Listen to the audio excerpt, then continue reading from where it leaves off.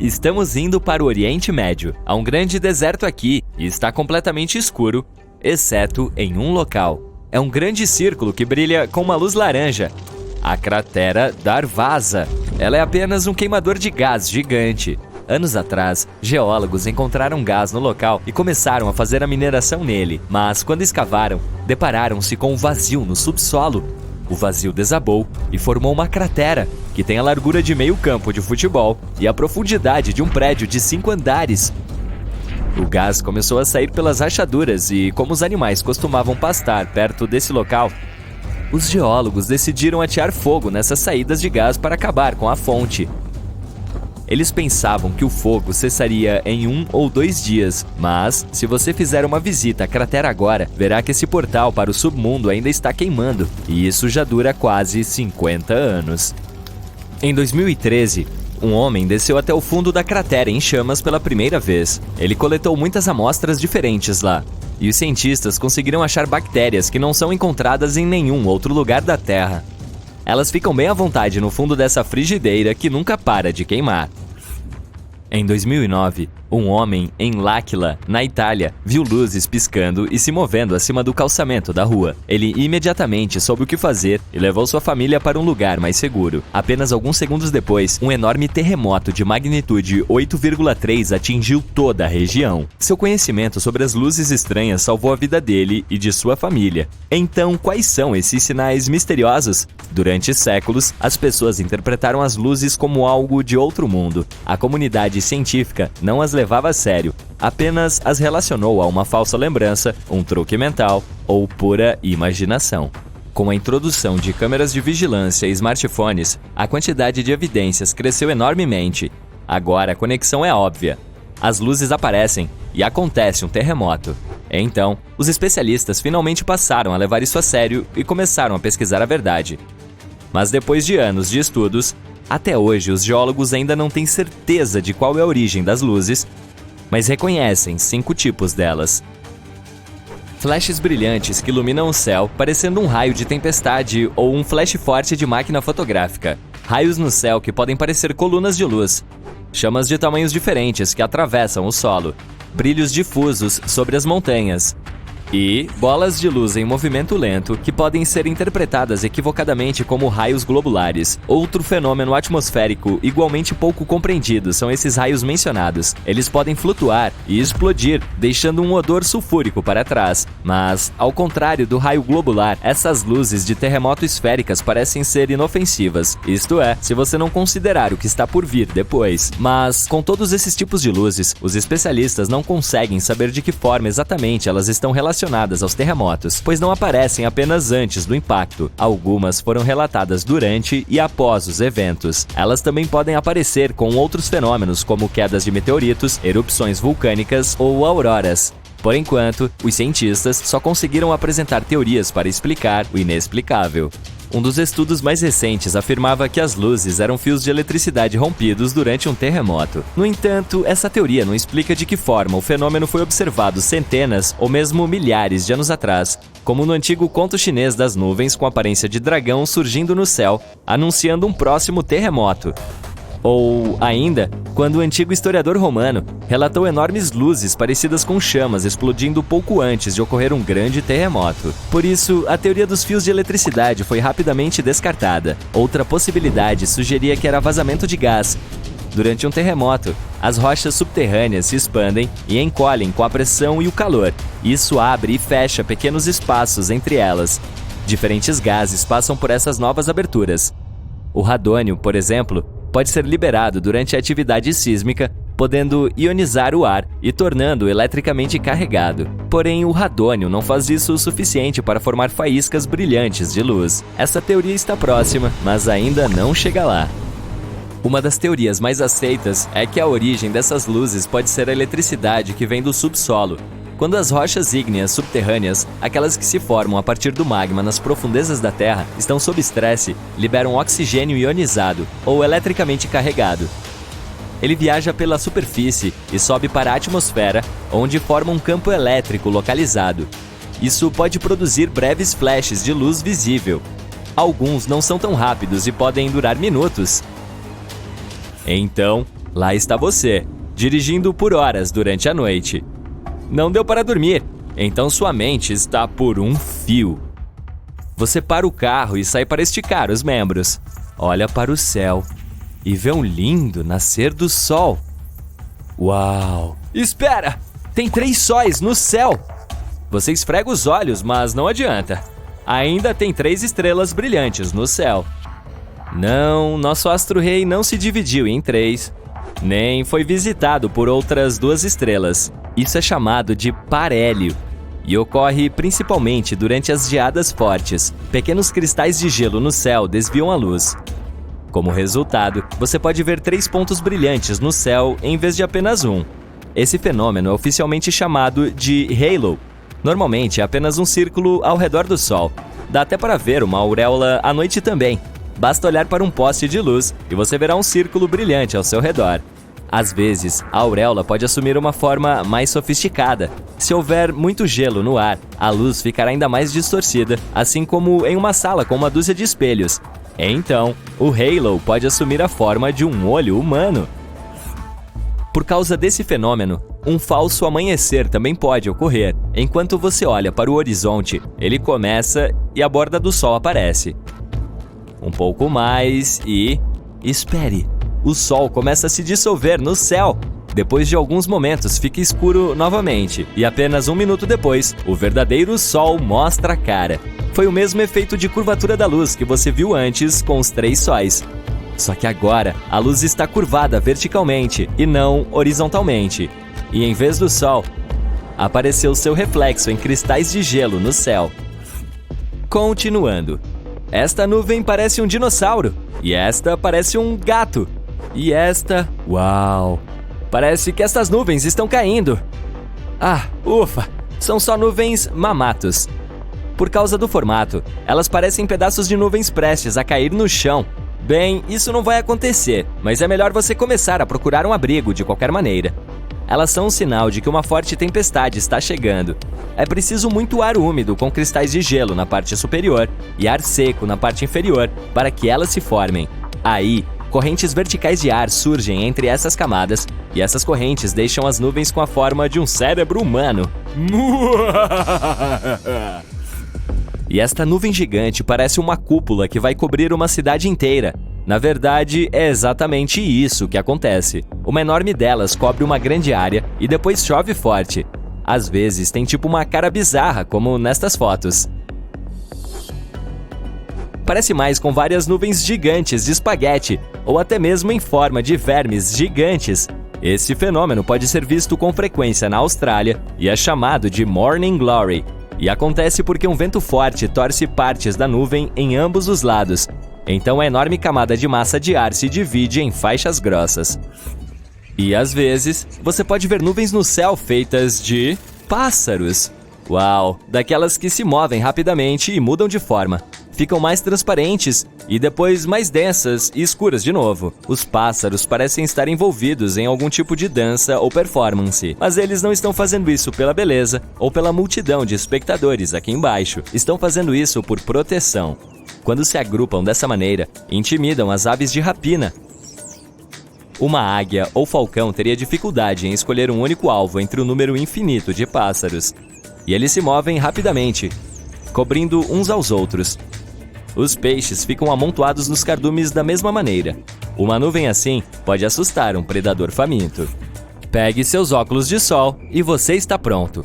Este fenômeno dura cerca de 40 minutos. Essas nuvens são as mesmas que às vezes podem formar um anel assustador ao redor da Lua à noite. A natureza envia sinais antecipados de desastres de muitas maneiras diferentes. Árvores em forma de J podem significar que um deslizamento de terra está chegando. Como o chão está se movendo lentamente, as árvores crescem nessa forma super fotogênica. Tente encontrar uma área plana e evite chegar perto delas, a menos que você tenha uma força sobre-humana. Outro fenômeno sobrenatural que pode ser visto no deserto é uma cachoeira de areia. Quando o vento traz muita areia para a beira do cânion, ela começa a cair. Agora amplifique esse efeito em 100 vezes e você terá uma cachoeira de areia na Arábia Saudita. É realmente como as cataratas do Niágara, só que sem uma gota d'água. Os moradores dizem que esse fenômeno alerta para uma tempestade de areia iminente. Você está com água fria até o pescoço, há gelo ao seu redor e é preciso sair. Quando está nadando na água gelada, seu corpo pode levar um pequeno choque. Seus reflexos podem fazer você querer engasgar, mas aguente firme. Faça o possível para manter a cabeça acima da água. Jogue fora quaisquer objetos pesados como botas, jaquetas ou mochilas. Quando alcançar o gelo, não tente sair com tudo, pois não se trata exatamente de uma piscina. Tente ficar em uma posição horizontal e utilize suas pernas fortes para nadar no gelo. Use suas mãos para puxá-lo para fora. Quando estiver na superfície, role para longe da borda, rasteje e depois ande. Se estiver se aventurando na natureza, pode querer deixar algumas coisas prontas com antecedência. Faça seu próprio acendedor de fogo em casa. Aqueça um pouco de água em uma panela. Coloque dentro um pirex com um pouco de parafina e derreta em banho-maria. Em seguida, pegue uma caixa de ovos e coloque alguns fiapos de tecidos em cada buraco. Preencha-os com parafina, espere até solidificar e corte cada porção. Utilizar uma delas já irá facilitar para começar o fogo. O fio dental pode ser muito útil para sobreviver na selva. Você pode usá-lo como linha de pesca com um lacre de lata como anzol. Ou como um varal. Estique-o entre duas árvores. Parece um pouco frágil, mas um único fio pode suportar até cerca de 2 quilos. Ele também é bastante inflamável, então, se estiver tendo problemas para começar o fogo, use alguns metros de fio dental para isso. Você pode fazer uma corda bem forte com uma simples garrafa de plástico, se tiver uma boa tesoura. Corte o gargalo da garrafa de forma que fique um copo alto e estreito. Em seguida, comece a cortá-lo como se fosse descascar uma laranja, girando e girando em espiral. Tente manter a mesma espessura o tempo todo. Ela vai ficar muito mais longa e mais forte do que você espera. Dá para usá-la para amarrar gravetos e fazer uma cabana ou enrolá-la na sua mochila, caso ela rasgue ou algo assim. O açúcar pode ser prejudicial para os dentes, mas tem um superpoder incrível. Basta colocar um pouco em um pedaço de pano e usá-lo como um curativo. Ah, que delícia! Os mosquitos podem ser um verdadeiro pesadelo, e há muitos deles por aí. Você pode fazer seu próprio repelente caseiro para deixar esses carinhas bem longe. Tudo o que precisa é de uma laranja, um limão ou qualquer outra fruta cítrica. Esses vegetais são cheios de óleos essenciais que os mosquitos não suportam. Descasque uma laranja e esfregue a casca diretamente na pele. Amasse um pouco para que os preciosos óleos essenciais saiam. Outra boa maneira de manter os mosquitos afastados é colocar um pouco de casca de laranja na fogueira, já que isso libera os óleos essenciais no ar. Você está ficando com fome e não tem nada para acender o fogo. Esvazie seus bolsos. Pode ser que tenha algo lá que dê para usar de improviso e iniciar o fogo. Se tiver uma pilha e uma embalagem de chiclete metalizada, está feito. Corte uma tira fina da embalagem, longa o suficiente para conectar os dois lados da bateria. O meio da tira deve ser mais fino que as pontas. Pegue um pouco de grama seca, gravetos ou até mesmo um punhado de papel. Qualquer coisa que vá usar para iniciar o fogo. A tira de alumínio deve acender imediatamente, então esteja pronto para isso. Um humano pode passar muito tempo sem comida, mas não sem água. Depende de onde você estiver, mas na maioria das vezes ela pode não ser segura de beber. Tente fazer um filtro por conta própria. Comece com fogo. Ferver a água pode não ser suficiente, então, assim que as cinzas do fogo esfriarem, triture-as até que virem pó. Não use qualquer cinza que encontrou aleatoriamente na floresta, pois ela pode conter algum plástico derretido ou algo assim. Será necessário ter também uma garrafa de plástico. Corte o fundo dela e faça um pequeno buraquinho na tampa. Vire de cabeça para baixo. Coloque cerca de 7 centímetros de carvão dentro e despeje a água fervida bem devagar. A água está pronta para beber. Se estiverem caindo pedacinhos de cinzas, enrole um pedaço de pano limpo em volta da tampa para filtrar ainda mais. Um pano de carvão pode ser útil se você estiver perdido na floresta. Para isso, vai precisar de um recipiente de metal com tampa. Coloque um pedaço de tecido dentro dele e ponha o recipiente no fogo por alguns minutos. O pano deve acabar ficando um pouco preto nas bordas, mas ainda assim intacto. Um pano de carvão pega fogo super rápido, mesmo com a velha técnica da pedra. Se você estiver caminhando no ambiente de uma sucuri, preste atenção. Fique longe de rios rasos, pois essas serpentes gigantes passeiam por essas bandas. Se uma resolver dar uma apertadinha em você, não expire. Cada vez que você fizer isso, a cobra vai apertá-la um pouco mais forte. Mas as sucuris têm um ponto fraco. Não gostam que o rabo seja mordido. Não é exatamente delicioso de fazer, mas resolverá o problema.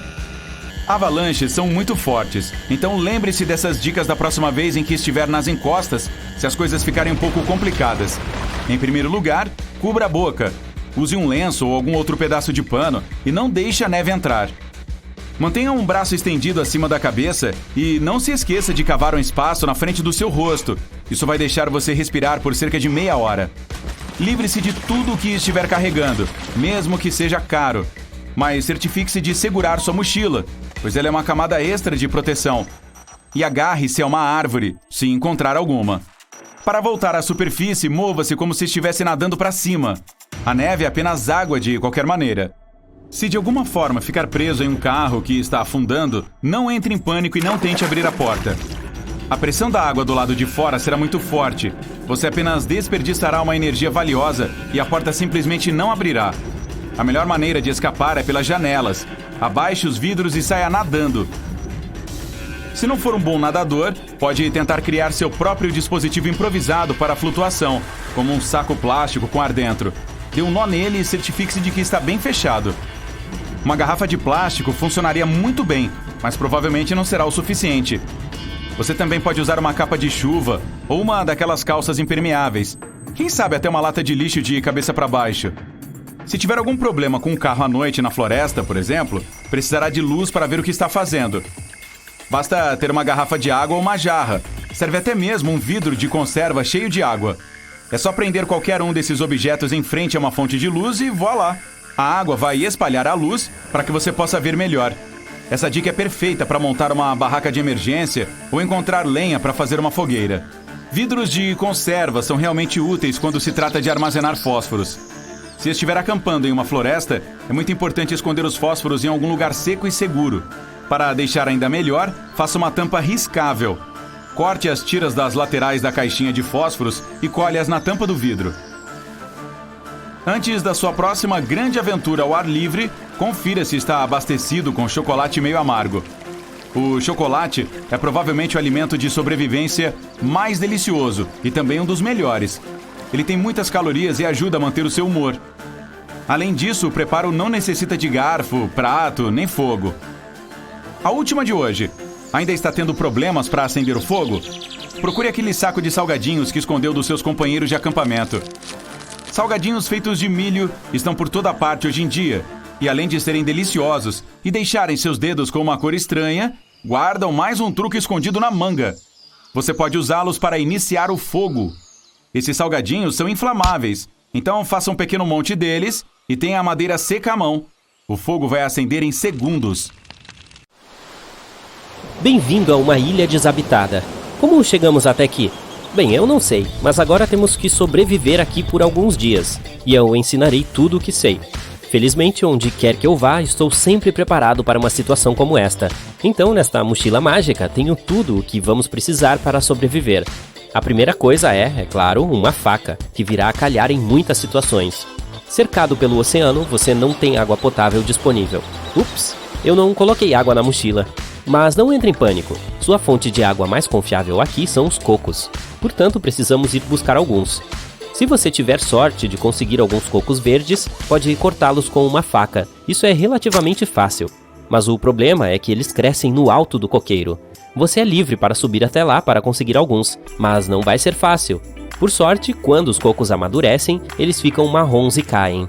A água em seu interior permanece segura para beber por cerca de 9 meses. Assim é possível pegar um pouco do chão. O problema aqui é que eles podem ser bastante difíceis de abrir. Entretanto, se você tiver sorte de ter uma chave de fenda, não será grande coisa. Além disso, uma simples pedra pode partir um coco para você, mas não se esqueça de embrulhá-lo em uma toalha ou mesmo em uma camiseta antes. Lembre-se de que você não pode beber tantos cocos quanto quiser. Não beba mais de 5 cocos marrons por dia, a menos que você queira ficar com o estômago irritado. A propósito, o mesmo vale para os cocos verdes. Depois de beber um coco marrom, não tenha pressa em jogá-lo fora. Você pode raspar a parte branca e comê-la, pois é totalmente comestível. Admito que não trouxe nenhuma tigela, mas o coco vem a calhar mais uma vez aqui, pois pode ser transformado em uma. Depois de cortá-lo ao meio, você tem pedaços em forma de tigela. Comece removendo todo o material branco de dentro, até que seja apenas uma casca. Esta vai ser sua tigela, mas vamos deixá-la bonita. Raspe os pelos usando a faca. Depois, você pode esfregá-lo com areia, deixando-o mais macio. A última coisa a fazer é polir com a própria polpa do coco. Os óleos nela contidos vão deixar sua tigela brilhante e bonita.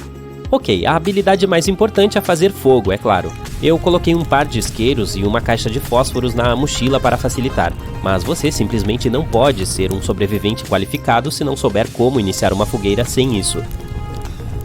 Você precisa encontrar um graveto curvo e amarrar um barbante assim, para que pareça um arco.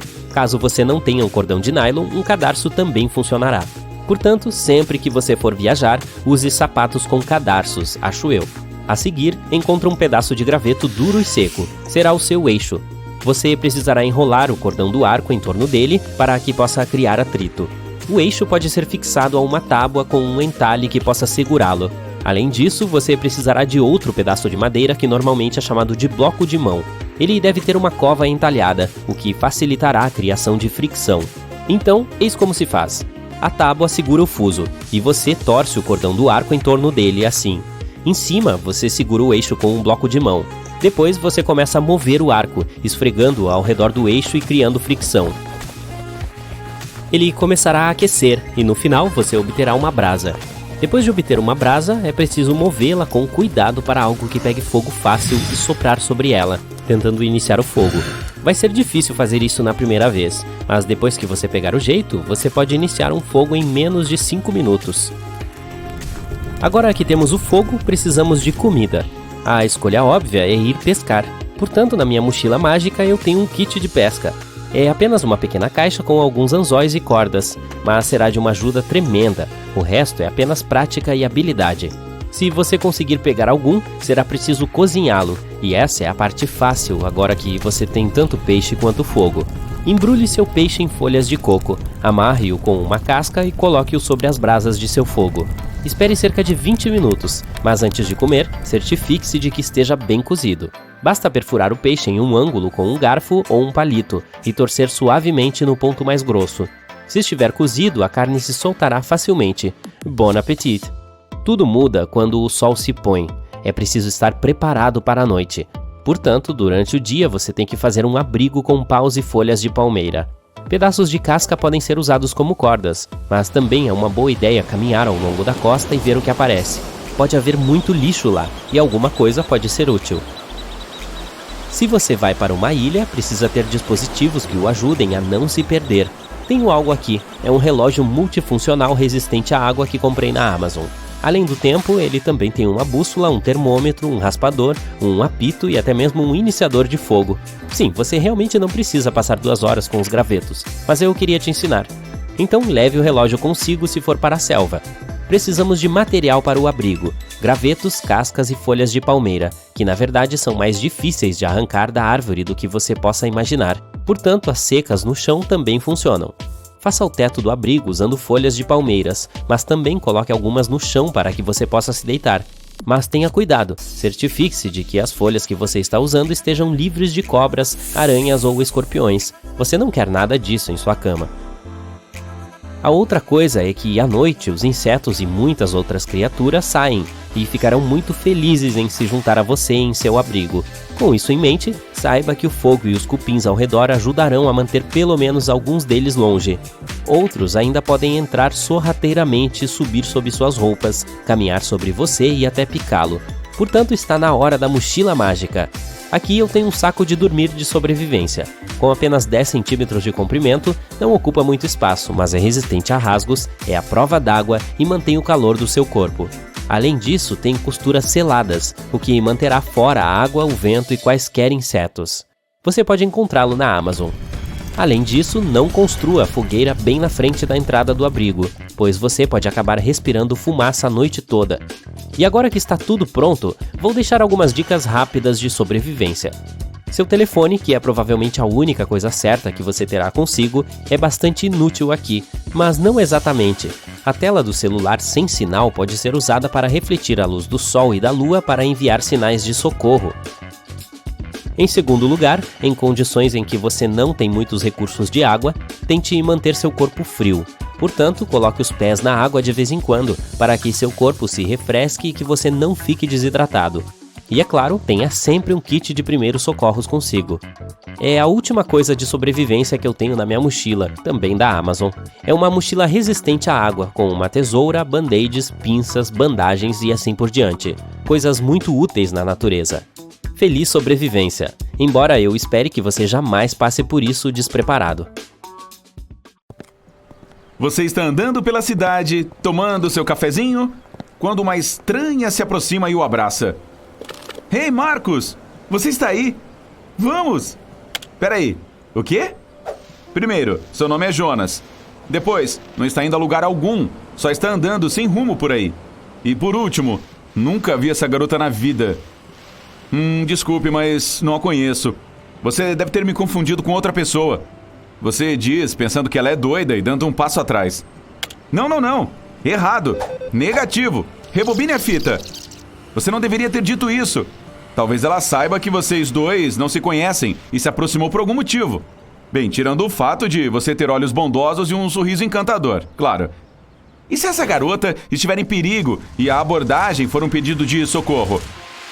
Ok, vou dar um pequeno spoiler e mostrar o que pode ter acontecido com ela. Suponhamos que essa garota seja a Rita, de 19 anos. Uma hora atrás, assim como você, ela saiu de casa, de ótimo humor. Caminhou um pouco e depois foi ao encontro das amigas. Enquanto estava na fila, esperando para pegar um sorvete, percebeu que um cara estava observando atrás do carrinho de sorvete.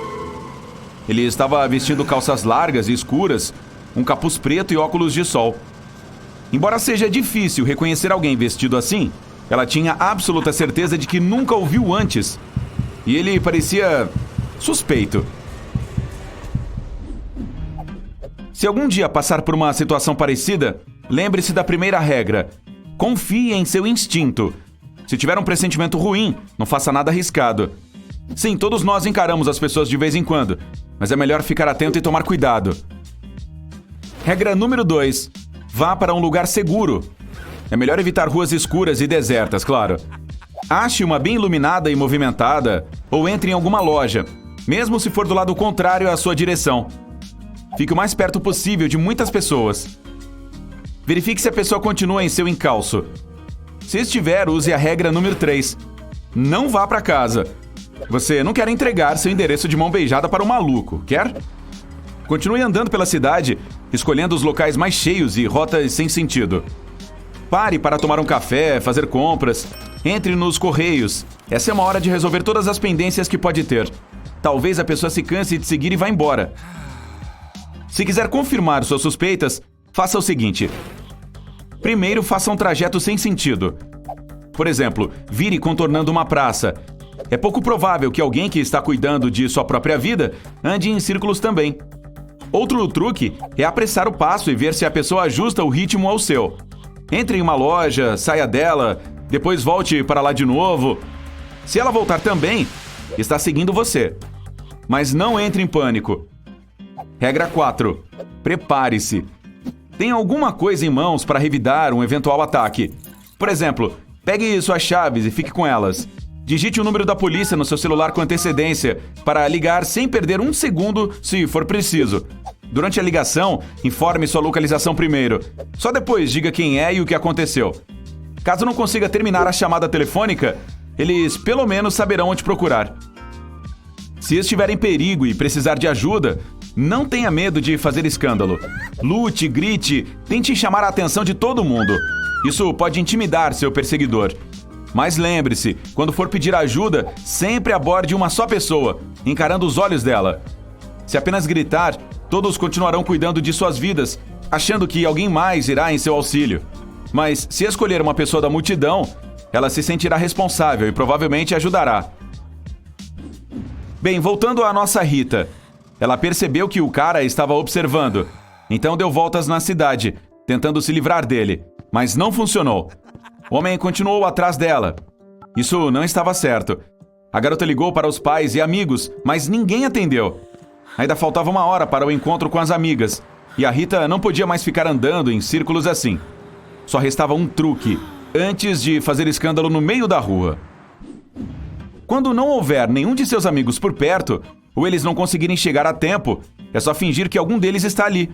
Você pode se aproximar de um estranho, alguém que pareça ser legal e bondoso, e fingir que o conhece.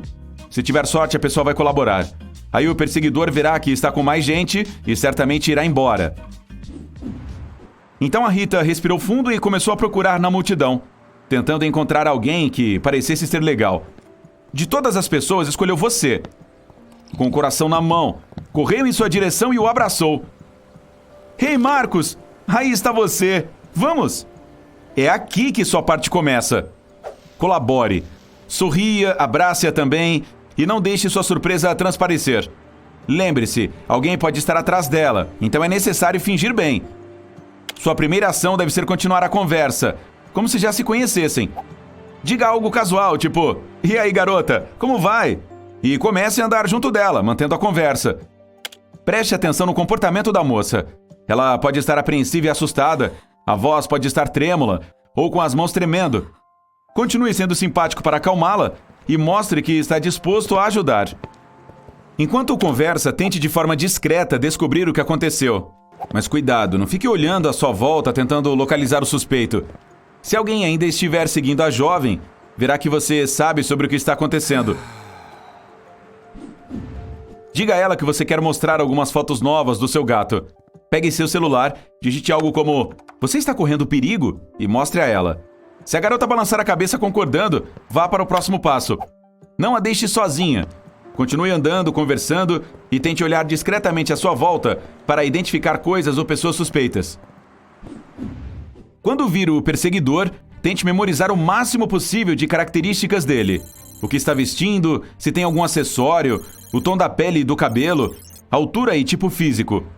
Aproveite todas as oportunidades para estudá-lo, como reflexos nas vitrines, espelhos ou quando virar a cabeça para atravessar a rua. Provavelmente, quando o perseguidor vir que a garota não está sozinha e que terá companhia por um bom tempo, acabará desistindo. Então continue prestando atenção se ele ainda está seguindo vocês. Se já passou um tempão e o cara ainda não foi embora, é hora de mostrar que vocês sabem que estão sendo seguidos. Pare, vire-se e encare o perseguidor. Confie no seu taco. Mostre que o reconhece e exija que ele dê fora dali. Use esse momento que estão cara a cara para observar detalhes do rosto, para poder descrever para a polícia mais tarde. Quando ele for embora, não deixe a jovem sozinha logo em seguida. Caminhe junto com ela por um bom tempo e certifique-se de que o homem sumiu de fato. Depois, é melhor levar a garota em casa ou para onde quer que ela esteja indo, para se certificar de que está segura e que nada mais a ameaça. Parabéns! Você salvou o dia de alguém. Nem todo mundo conhece esses truques, então vale a pena adotá-los. Em qualquer lugar pode haver alguém em apuros, e para ajudar a pessoa basta uma simples conversa. Se estiver, por exemplo, em uma estação de metrô e vir alguém suspeito assediando uma garota e ela demonstrar desconforto, ajude-a. Aproxime-se, diga que não a vê há muito tempo e comece a conversar com ela, como se fossem amigos de longa data. O cara vai se afastar e a jovem certamente ficará muito grata pela ajuda. Fique perto dela e mantenha a conversa até ela se sentir segura. Você finalmente conseguiu! Depois de todo o treinamento, você está pronto para seu primeiro salto de paraquedas. Cheio de confiança, chega à porta do avião quando alcança 3.650 metros. Ao sair no ar, no último segundo, você ouve um instrutor gritando alguma coisa. Eu não verifiquei seu paraquedas! Você não consegue ouvi-lo enquanto salta do avião, vendo apenas sua expressão preocupada. Bem, parece que algo deu errado. Você puxa a alça para liberar o paraquedas, mas ele não foi dobrado corretamente, abrindo em um grande bolo. E agora você está girando cada vez mais rápido. Você está ficando tonto e precisa se recompor. Cada segundo é crucial e nesta altitude tem menos de 1 minuto para agir. Você se joga com o corpo na posição selada, espalhando com os braços e as pernas formando um X. Isso cria um pouco mais de resistência, permitindo que seu corpo se estabilize um pouco. Agora você tem mais tempo para chegar ao seu paraquedas reserva de emergência. Ainda tonto de tanto girar, tenta se lembrar de onde ele está você pega o que acha que é a alça certa e puxa com força. Ah, não! Isso é uma cinta da perna! Você afrouxou o compartimento das suas costas e agora está escorregando. Este não é o seu dia de sorte. Você segura e aperta a cinta de perna. Ah, sim! Você está lembrando do procedimento de segurança agora. Passo 1. Se separe do paraquedas principal com a alça vermelha. Feito! Agora você está em queda livre novamente. Passo 2. Encontre o cabo prateado para abrir o paraquedas reserva. Depressa! O chão está se aproximando rapidamente. Onde está essa alça? Opa, tá ali. No seu peito, à esquerda. Você puxa com força. Tapum! O paraquedas sai e é acionado, freando a sua descida. Agora você está aliviado. De tirar fôlego, coração batendo. Ah, sim! Finalmente você pode apreciar a vista, por cerca de 10 segundos antes de pousar no chão. Suavemente, pés primeiro. Ei, parece divertido, também quero ir. Como sempre, em vez de subir as escadas, você usa o elevador. As chances de ele falhar são de 1 em 10 milhões. As chances de ser atingido por um raio são 10 vezes maiores. Mas hoje, você está naquele elevador azarado. À medida que desce do 5º andar, o sistema de polias falha, um cabo se rompe e o elevador começa a cair. Rapidamente, você se deita de costas, colocando um braço em volta da cabeça para protegê-la do impacto e o outro braço sobre o rosto, para salvá-lo de possíveis objetos caindo. Você abre as pernas uniformemente. Em apenas alguns segundos, você se prepara para o impacto. Ele cai e os detritos de cima caem ao seu redor. Parabéns! Você evitou lesões. Mas seria possível alterar o impacto saltando? Vamos pensar nisso. Se você pulasse muito antes, seu impacto seria mais severo, pois sua velocidade aumentaria na descida. E se você pulasse tarde demais, a velocidade do seu salto para cima faria com que você batesse a cabeça quando o elevador parasse. Seria necessário pular no momento preciso para ser eficaz em velocidade. E sem a capacidade de ver através do aço, isso seria pura sorte. Portanto, é melhor usar o método de deitar. Boa sorte com isso! Você dirige casualmente para o trabalho, passando pela mesma ponte como em qualquer outro dia.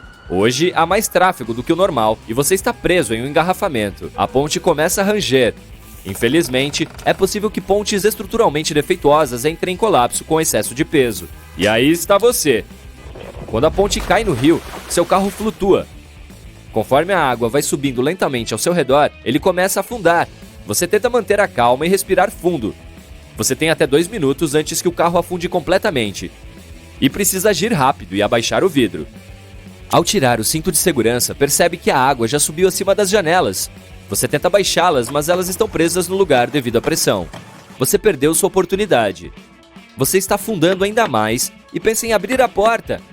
Melhor não. Isso fará com que seu veículo afunde ainda mais rapidamente. Além disso, será mais perigoso sair.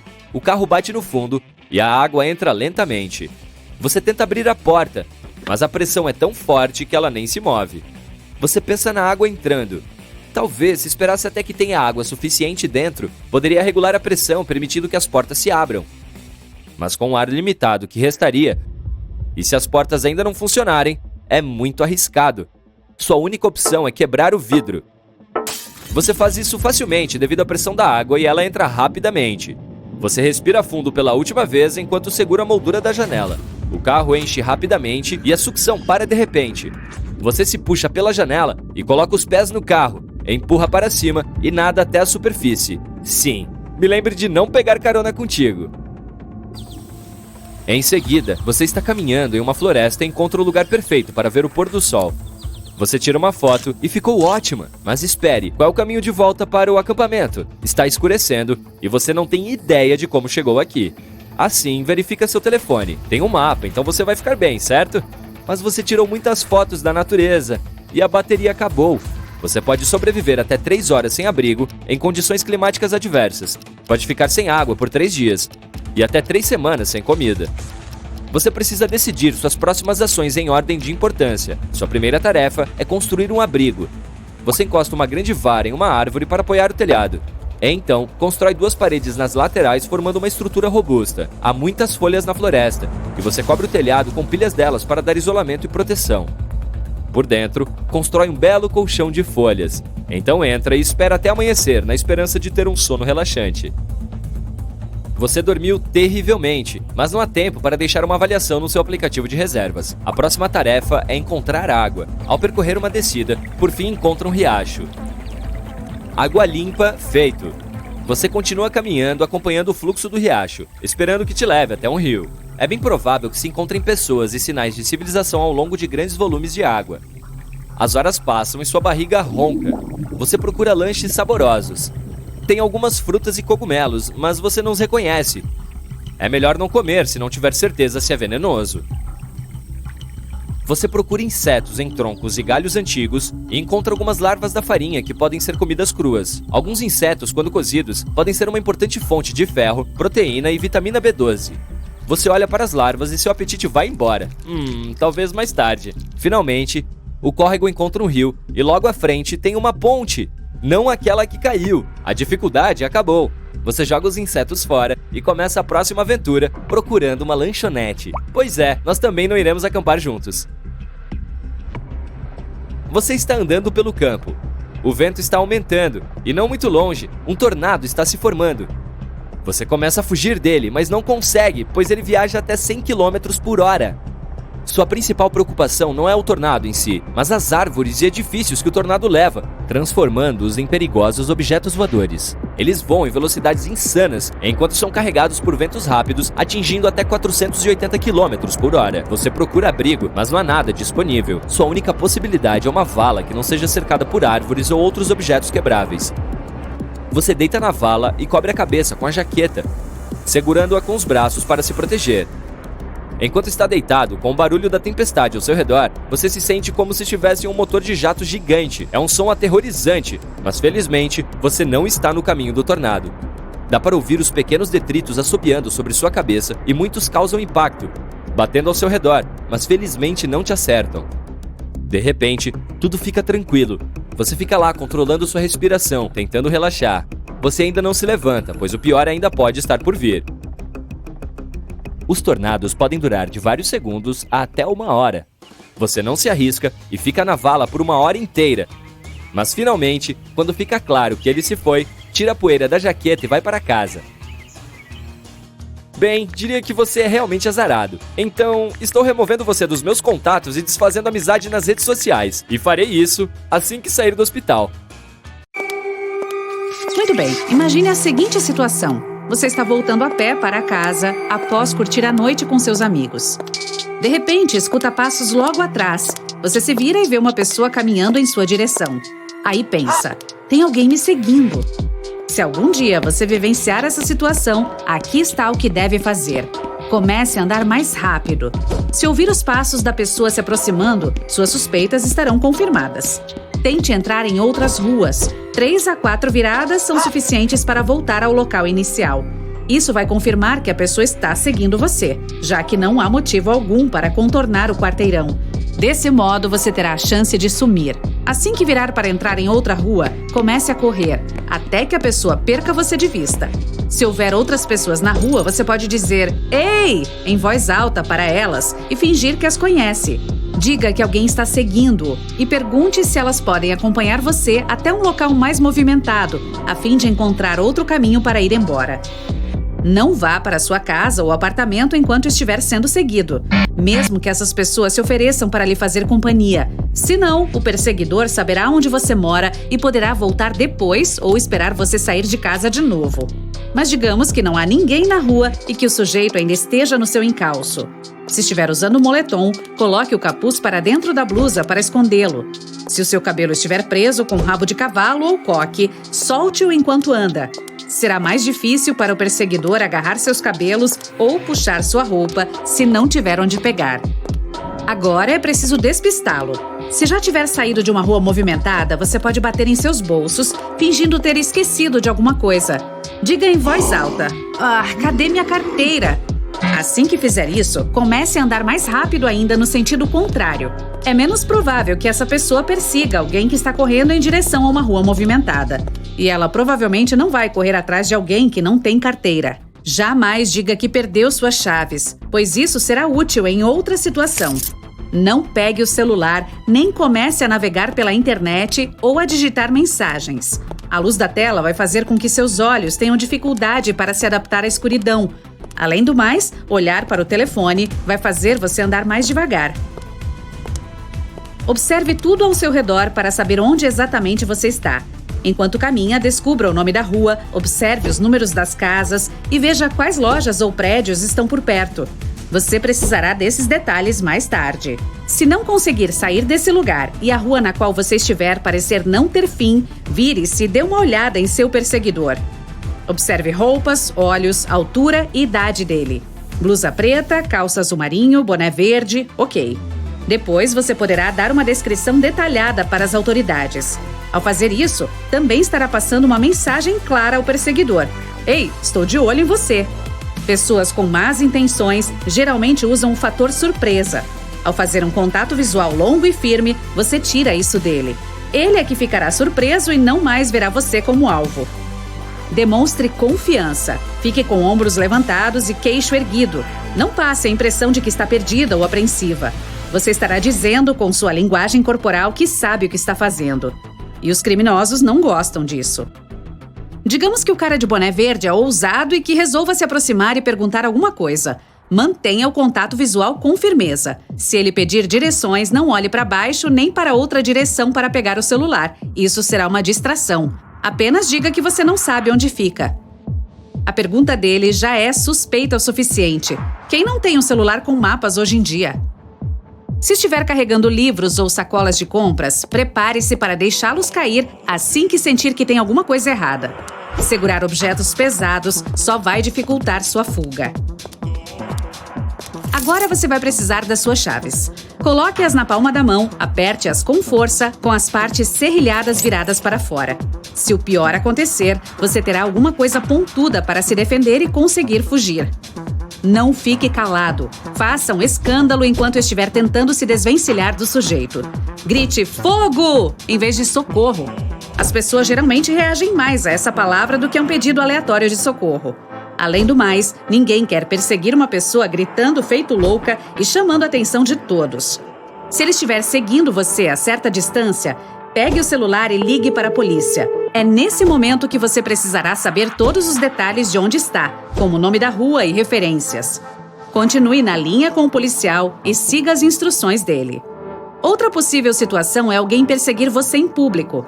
Se isso acontecer, tente entrar em um supermercado ou em qualquer outro lugar onde possa se misturar à multidão.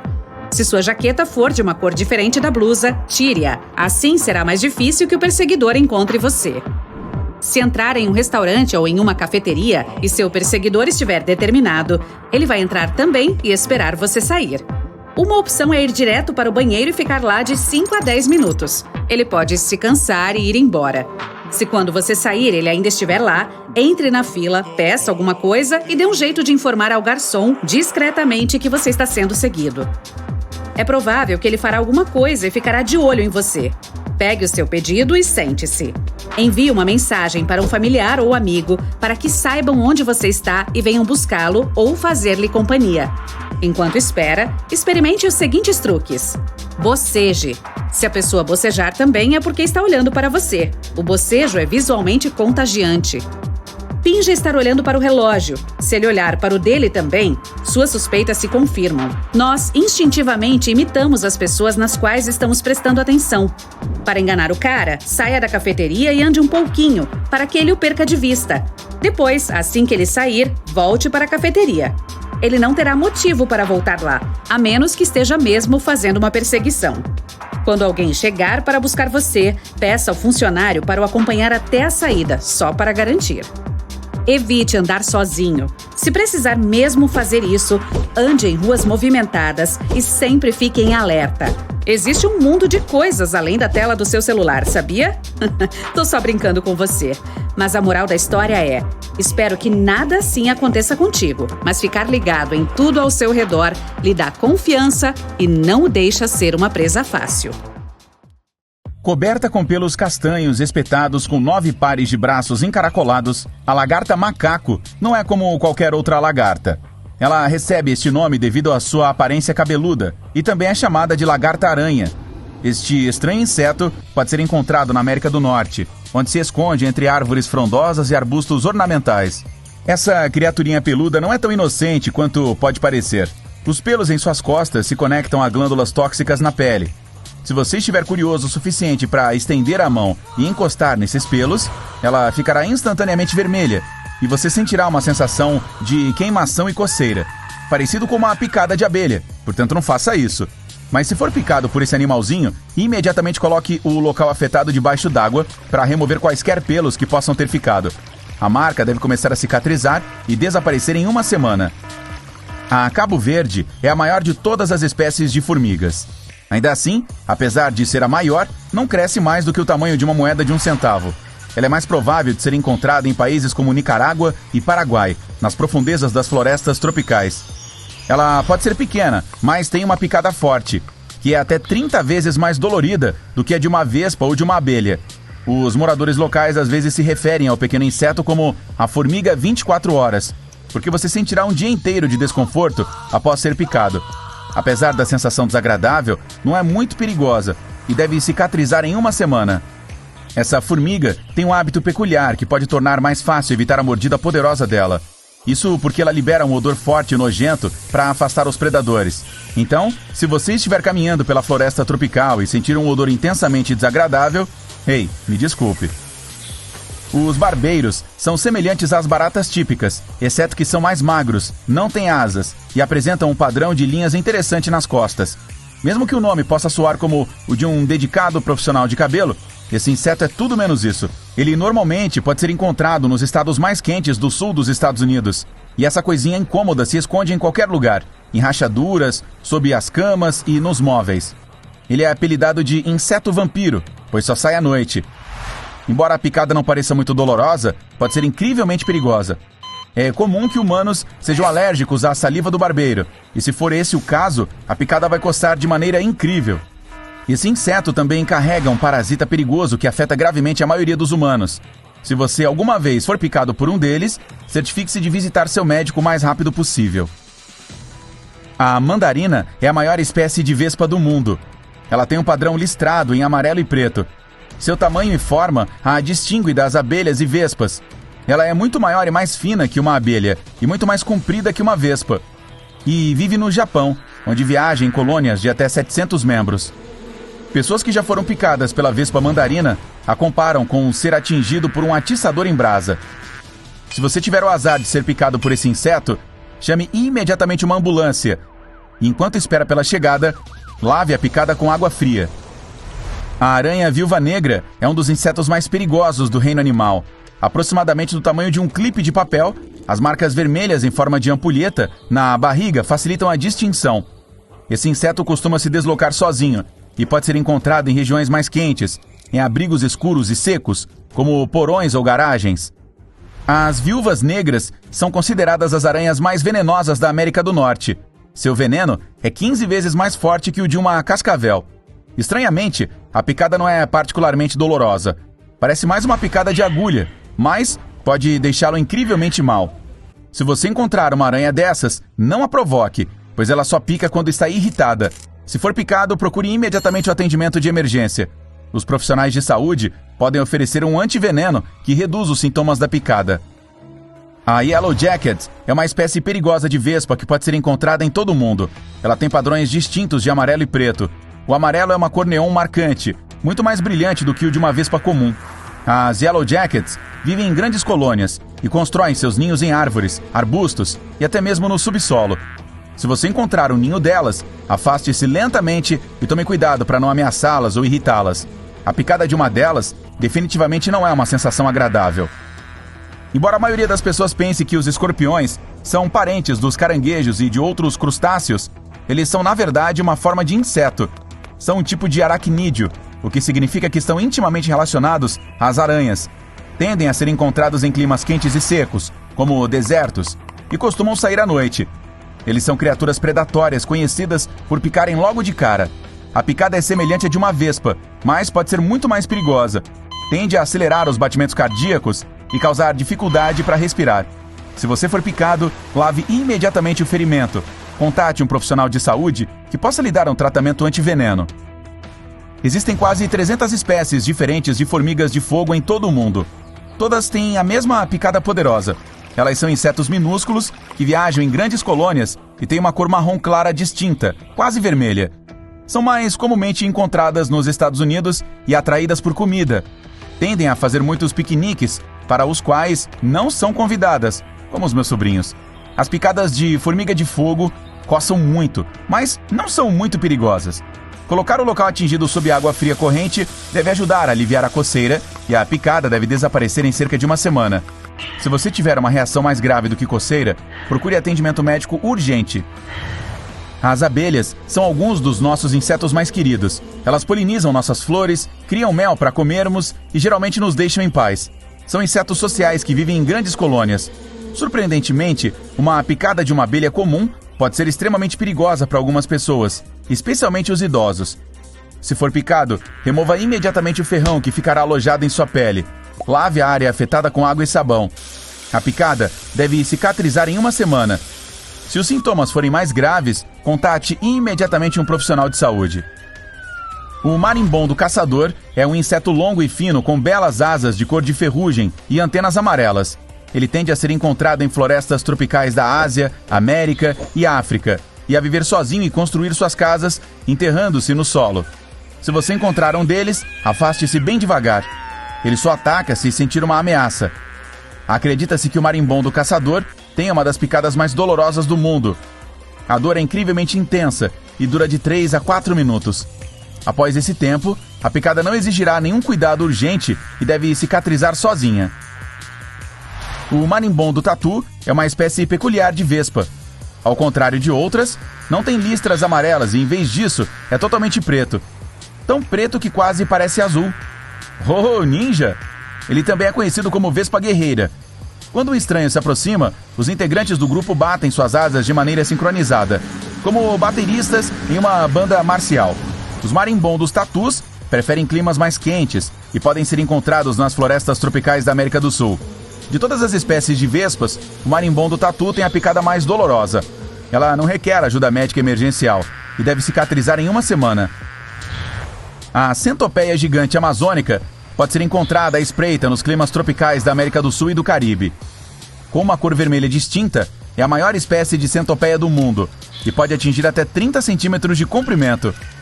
Ela tem um veneno perigoso para outros insetos e animais menores, mas não é um risco para os humanos. Apesar disso, sua picada ainda é desagradável e causa uma sensação de queimação. Se você for picado por uma dessas criaturas, os sintomas podem durar de algumas horas a alguns dias.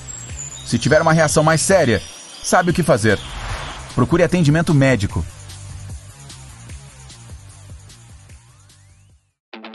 Então é isso. O fim chegou.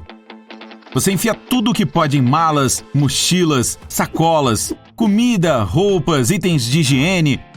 Os noticiários não param com alertas vermelhos na tela. Você olha seu relógio e sabe que está na hora. Nem deu para pegar tudo o que precisava. Você sai às pressas de casa e vê todos correndo com suas malas. Entra no carro e dirige o mais rápido possível, se desviando de todos que atravessam a rua correndo. Então chega a um lugar afastado na mata. Há anos trabalha nesse esconderijo secreto. Ele foi feito para suportar os piores desastres. Tornados, furacões, vulcões e, tomara, asteroides. Você corre para seu refúgio, que está escondido entre as árvores e o mato. Não tem como ninguém saber que ele está lá. A porta se parece com aquelas dos enormes cofres de banco que guardam pilhas de dinheiro. Ao entrar, a primeira coisa que se vê é uma escada de 9 metros dentro de um túnel escuro. Você acende as luzes. Elas funcionam graças a baterias pesadas que são alimentadas pela energia dos painéis solares do telhado. E, caso chova, há um gerador movido a combustível. Tomara que não precise usá-lo, mas é melhor prevenir do que remediar. O abrigo todo foi construído com concreto e aço, para manter durabilidade máxima. As paredes têm metros de espessura. Finalmente você pode respirar aliviado. Conseguiu chegar bem na hora. De repente, o chão começa a vibrar. As paredes tremem.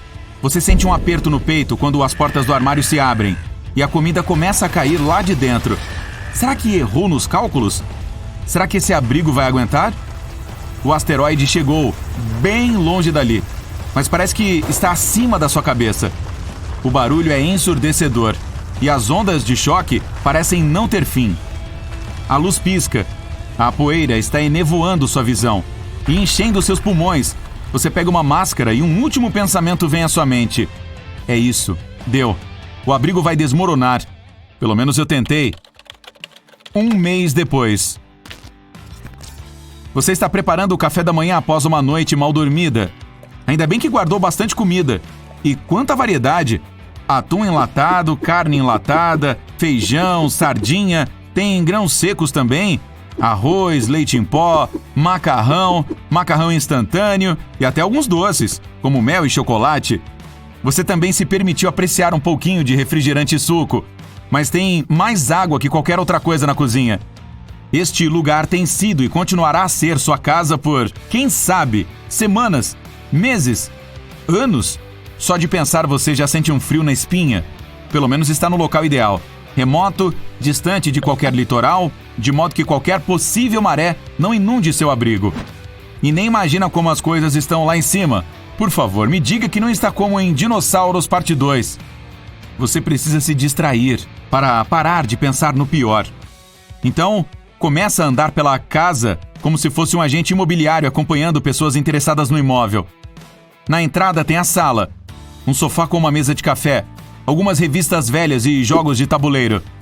À sua frente há uma TV plana e pequena com um aparelho de DVD. Infelizmente não há internet, mas todos esses filmes devem ajudar a passar o tempo. Em uma mesinha ali perto, você tem um rádio e um microfone, que são como seus ouvidos e boca para se comunicar com o lado externo. Também tem uma biblioteca com todos os tipos de livros, clássicos, contemporâneos e de qualquer gênero.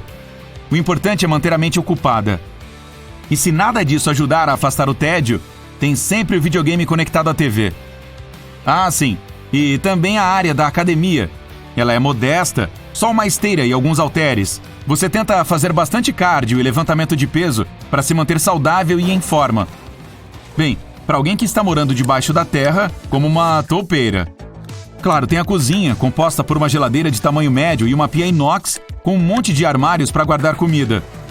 Você equipou este lugar com tubos e canos para trazer água limpa e potável. Caso parem de funcionar, tem a água armazenada. O banheiro tem vaso, pia e um chuveiro que está conectado ao cano de água quente.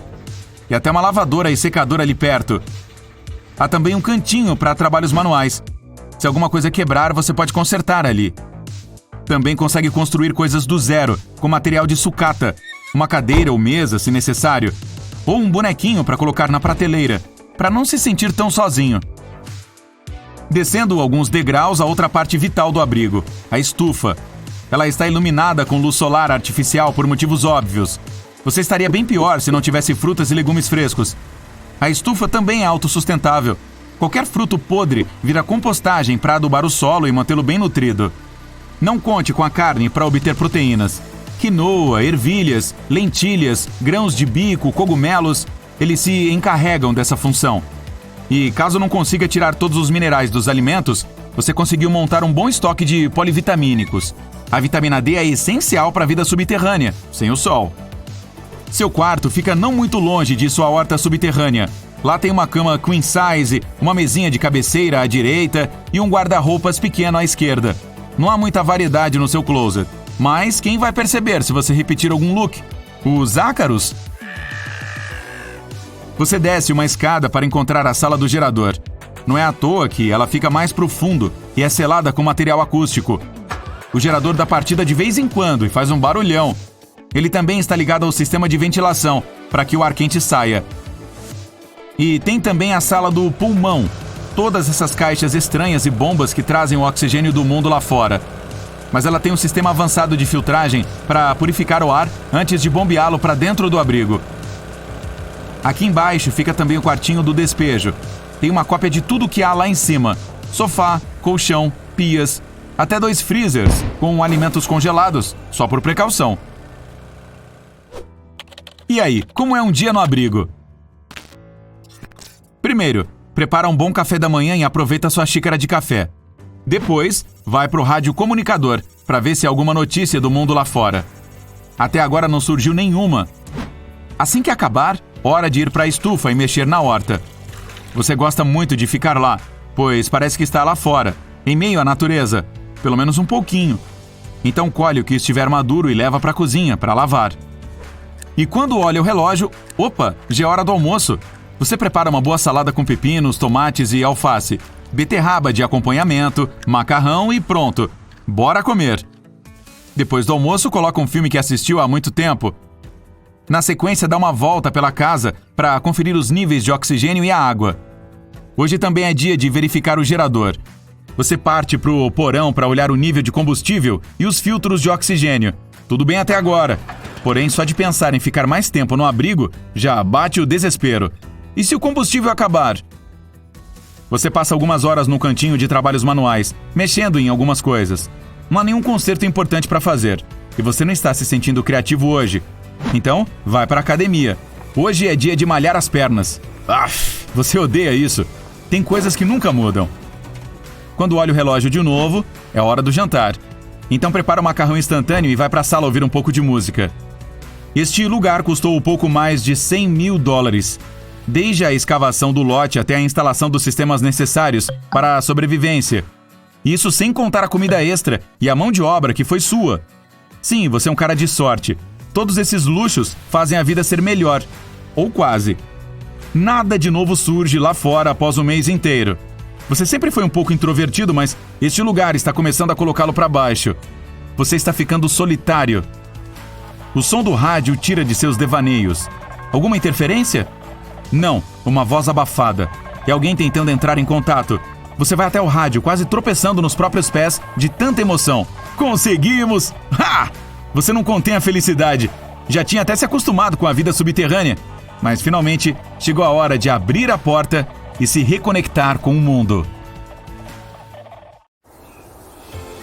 A beleza da natureza ao seu redor, o ar fresco e dias de descanso meditativo longe da civilização que normalmente o rodeia. Mas já faz algum tempo que você está caminhando para chegar aqui e agora é hora de montar o acampamento. A floresta ao redor é densa e não há um lugar adequado para armar a sua barraca. Então, você nota uma bela mancha verde completamente desprovida de árvores, apenas salpicada com alguns arbustos baixos. Bem, você vai lá, orgulhoso da descoberta, e começa a preparar sua barraca. O solo é excepcionalmente macio e liso, mas isso não o incomoda muito. Melhor ainda, as estacas entram no solo como uma faca na manteiga. Quando você termina, já está escuro, então você entra na barraca e se enfia em seu aconchegante saco de dormir. Você acorda com a sensação assustadora de que algo não está certo. Você se sente molhado? Começa a se contorcer dentro do saco de dormir. E sim, ele está quase completamente encharcado por baixo. Você corre para fora da barraca o mais rápido que pode e vê que ela começou a afundar no chão. Acontece que você montou o acampamento em um pântano. E você também teve sorte. Os pântanos nem sempre são óbvios. Às vezes, você nem mesmo os vê até que esteja afundado na lama e bastante encrencado. Sair de lá também pode ser complicado. O musgo e as raízes criam um acolchoado macio que lentamente puxa você para baixo.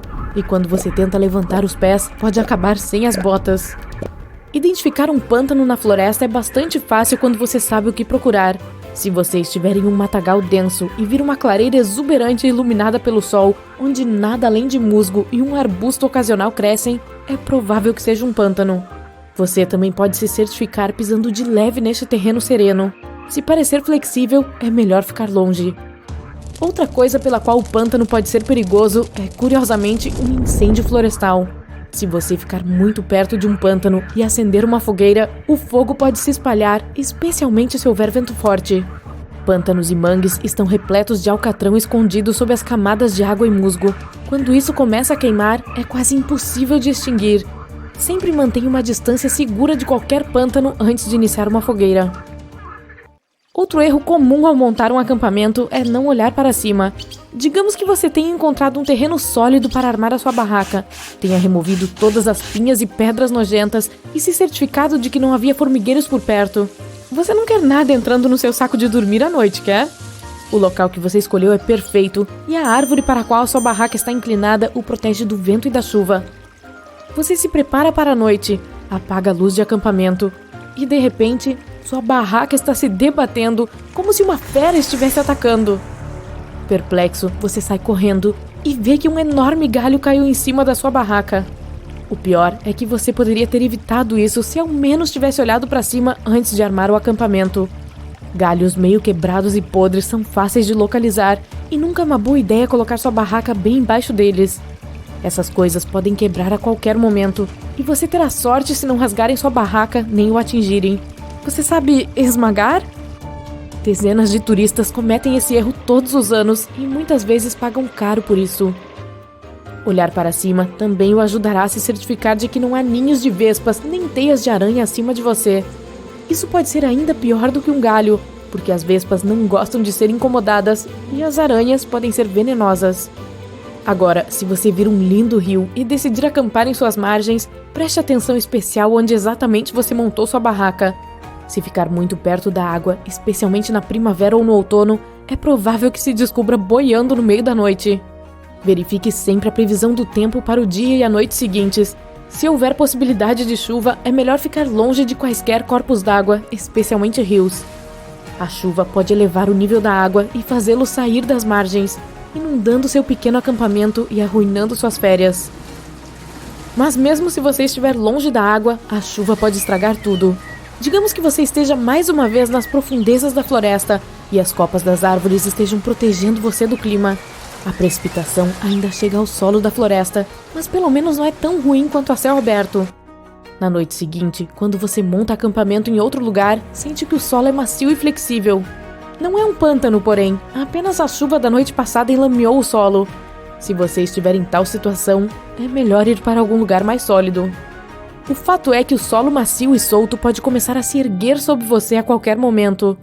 Este movimento não é tão perigoso como quando você está em um pântano, mas as estacas da sua barraca podem se soltar e você pode acabar enterrado debaixo de uma pilha de tapetes que costumava ser a sua barraca. E se você decidir montar seu acampamento em um vale de aparência aconchegante e a chuva começar a cair quando você já estiver instalado, bem, prepare-se para uma viagem flutuante. Toda a água irá naturalmente descer e entrar em seu abrigo, eventualmente encontrando um caminho sob sua barraca. Não é à toa que você descobrirá que está com água da chuva até os joelhos quando acordar. Ah, que lugar maravilhoso para descansar um pouco depois de uma longa caminhada.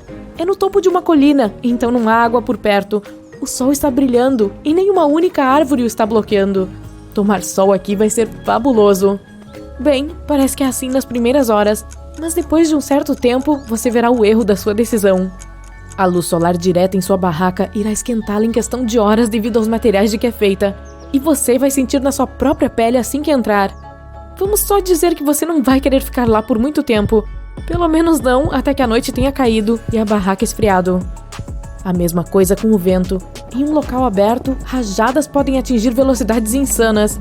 E se você não tiver cuidado ao martelar as estacas, pode acabar dizendo adeus à sua barraca mais cedo do que gostaria. É melhor encontrar um local perto de uma árvore que o proteja do sol e do vento. Ainda assim, não fique tentado a acampar perto de uma árvore solitária quando a previsão do tempo não estiver a seu favor. Os climas ensolarado ou chuvoso ainda passam, mas se houver uma tempestade forte se aproximando, uma árvore única servirá como um para-raios. Não é difícil imaginar o que pode acontecer se um raio atingir uma árvore sob a qual você está acampado.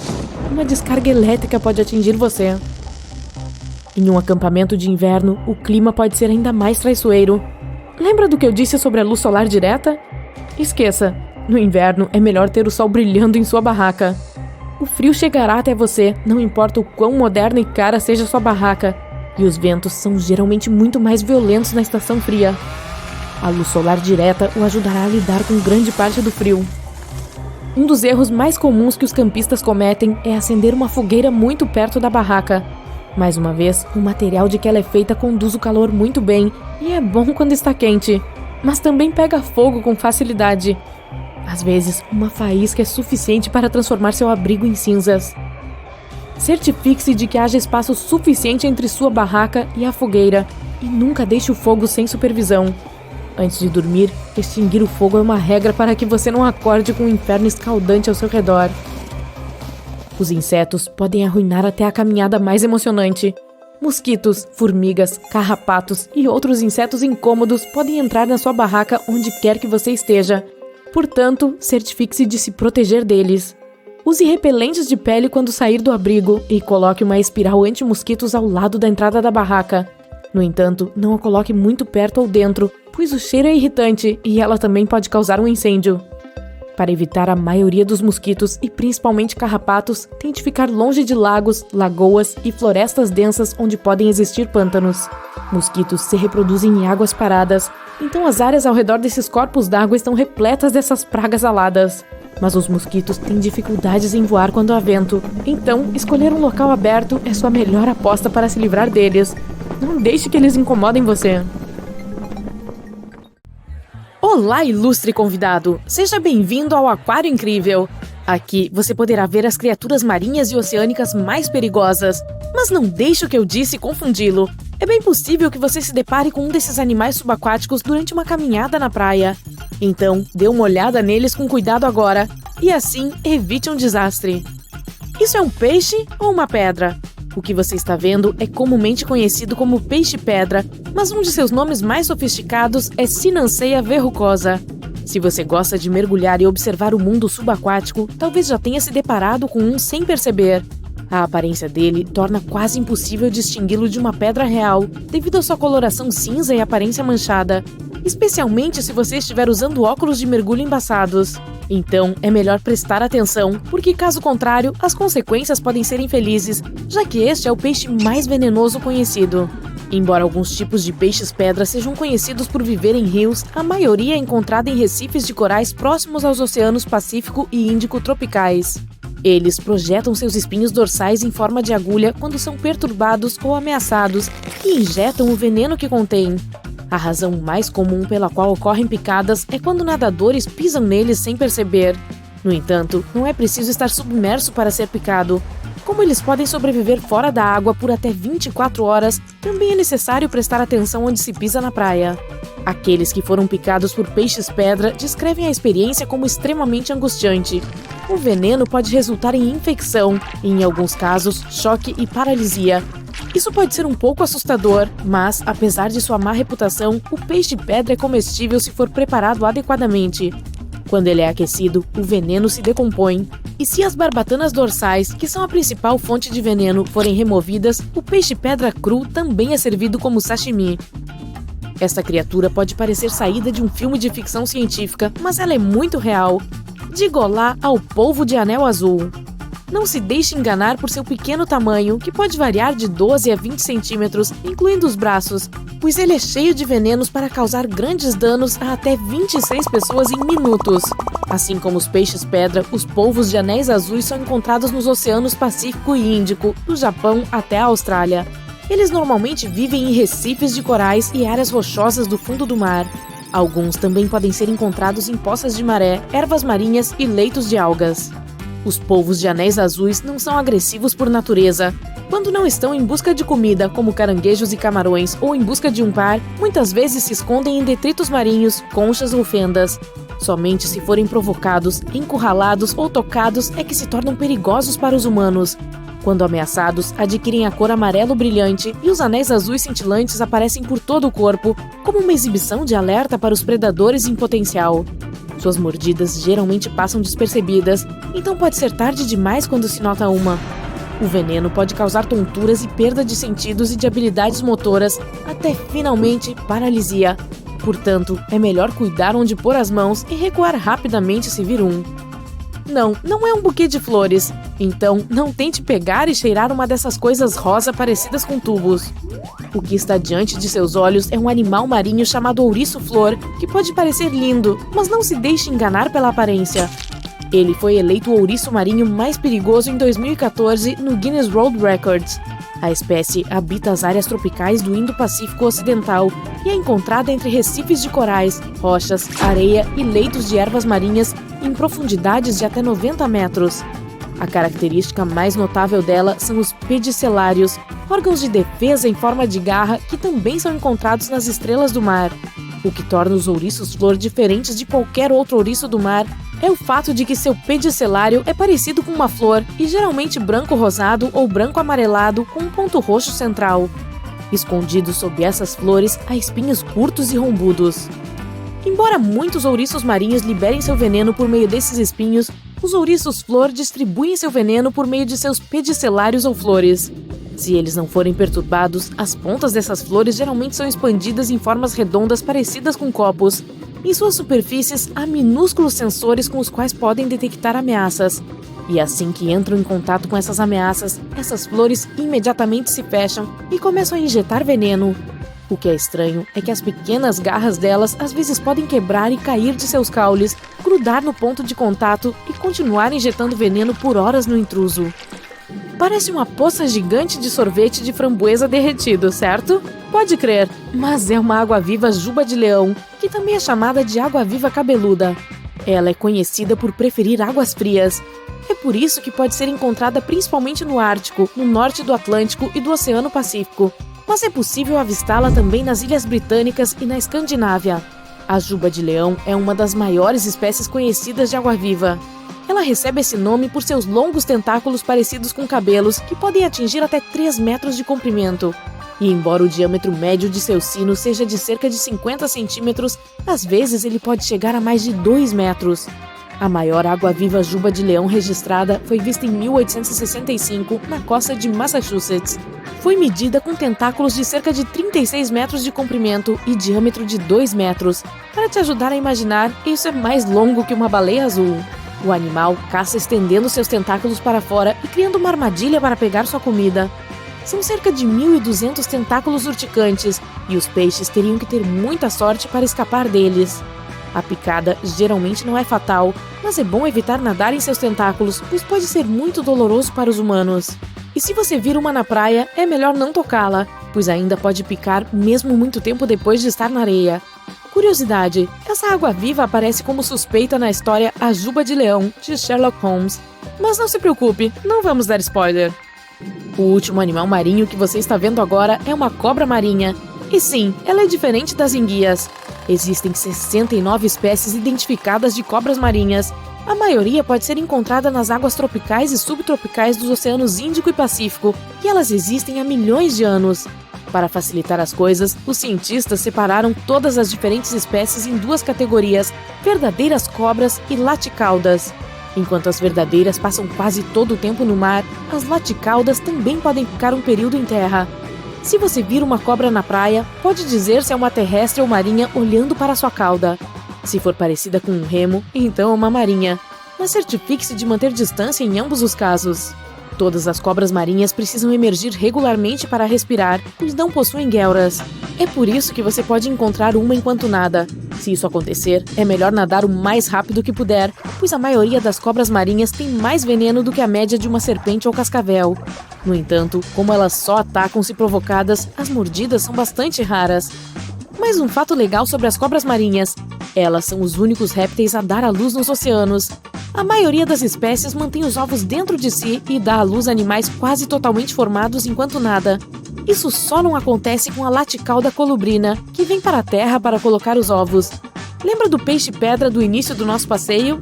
Ele é caçado pelas cobras marinhas, culpa da cadeia alimentar.